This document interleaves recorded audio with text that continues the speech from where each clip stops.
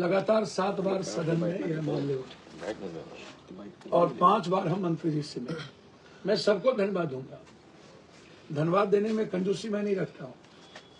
मैं नीतीश जी को भी धन्यवाद दूंगा व्यक्तिगत तौर पर, नरेंद्र मोदी जी को भी, मंत्री जी को भी, मैं किसी, लेकिन सबसे ज्यादा धन्यवाद मैं पूर्णिया की जनता को दूंगा कि 20 साल जब पप्पू यादव नहीं थे, 20 साल पहले मैंने वहां एक, जब शहनवाज हुसैन जी मिनिस्टर थे, शरद यादव जी, रूढ़ी जी, तो लगातार हमारी लड़ाई चल रही थी और हम लोगों ने प्लेन शुरू किया था, चार्टर प्लेन।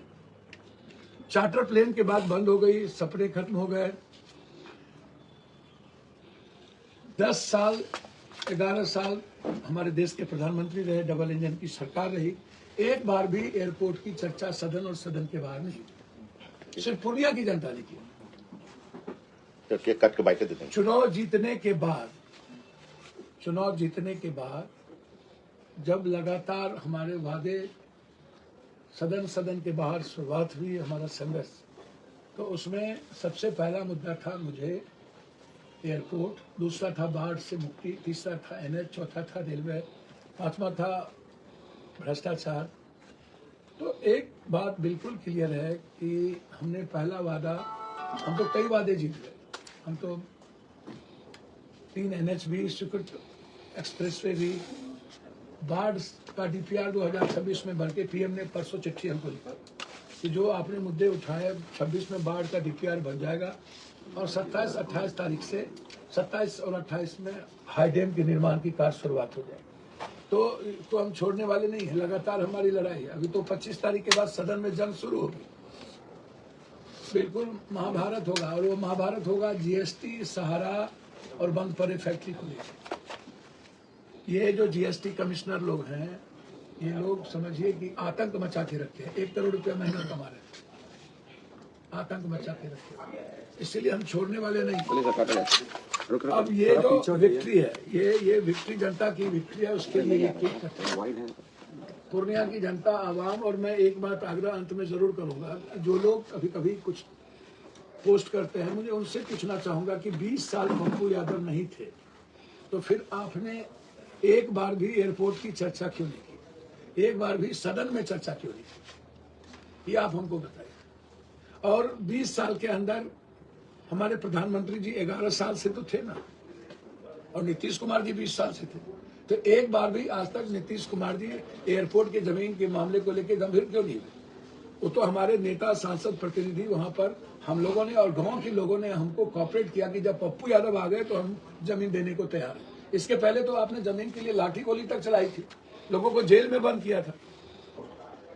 तो इसीलिए यह सिर्फ संघर्ष के वादे जो मैंने किए, मैंने 4 महीने पहले ही वादे पूरे किए, और इसी मुझे 5 महीने के अंदर 48 करोड़ रुपया जो दिया गया टर्मिनल के लिए, बिहार का सबसे खूबसूरत एयरपोर्ट वो बनेगा।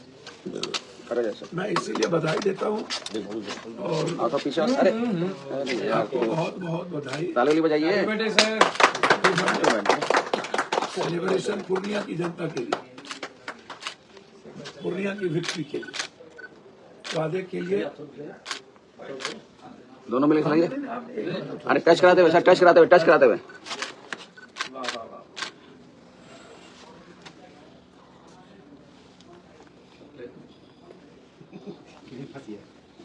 कौन कहाँ से लाया है?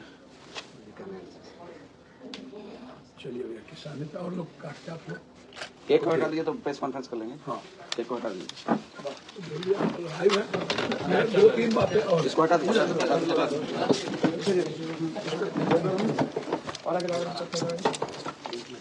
लाइव चल ही रहा है। मैं 2-3 बात कहना चाहूँगा।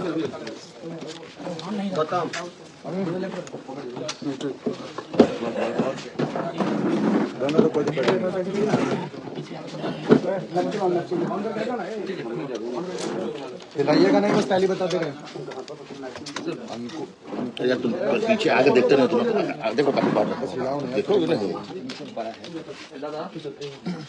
बड़ा नहीं। सबसे बड़ी बात मैं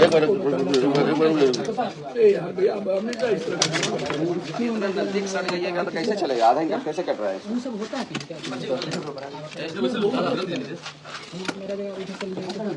सबसे बड़ी बात मेरा है,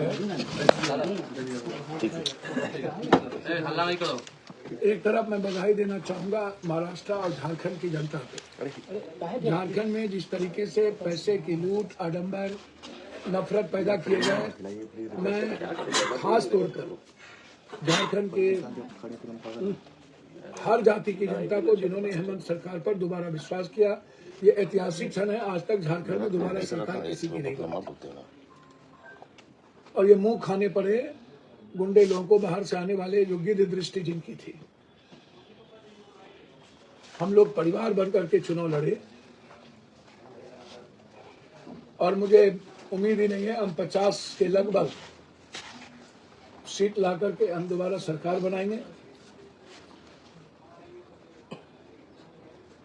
और हर कीमत पर जो वादे राहुल गांधी और हेमंत सोरेन जी ने किया है झारखंड को नंबर 1 बनाने का, वो संकल्प के साथ आगे बढ़ेंगे। महाराष्ट्र की जनता ने भी जिस तरीके से शरद पवार, राहुल गांधी जी, उद्धव जी पर भरोसा जताया है, उसके लिए इतने नफरत मराठी गुजराती के बीच झगड़ा लगाने के बावजूद भी, इतने नफरत के बावजूद भी, यदि 20 लाख वो ईवीएम कहाँ है जो चोरी हुई थी, और 20 आदमी को बधाई तो दूंगा कि देर आए दुरुस्त आए। आपने पूर्णिया की जनता के संघर्ष को देखा और मैं अपनी ओर से पूर्णिया की जनता, सीमांचल की जनता को बधाई दूंगा, जो पप्पू यादव बेटे के नहीं रहने के बावजूद उन्होंने लगातार संघर्ष किया चुनापुर एयरपोर्ट को लेकर के। तो ये धन्यवाद पूर्णिया की जनता को जाएगा। पप्पू यादव तो मात्र उसका बेटा है, सेवक है, वो मेरा जो दायित्व मैंने किया, लेकिन धन्यवाद के पात्र पूर्णिया की जनता है। पूर्णिया को, पूर्णिया परिवार को मेरा प्रणाम है कि हम लोग ये विक्ट्री जीत गए। 48 करोड़ रुपया मुझे मिला। जो मैं दरभंगा के तट पर एयरपोर्ट चलाने की बातचीत की थी, वह स्वीकार किया गया। इससे बड़ी खुशी मेरे लिए कुछ नहीं। इसीलिए आज पटना के हमारे सारे साथियों ने गौरवान्वित महसूस किया। आज हम लोग पूर्णिया की जनता के लिए केक काटे। धन्यवाद। और कुछ पूछना है? सवाल है पप्पू जी, एक ही सवाल। एक ही बात पूछना है। आपको इन दिनों धमकी दी जा रही है, लगातार धमकी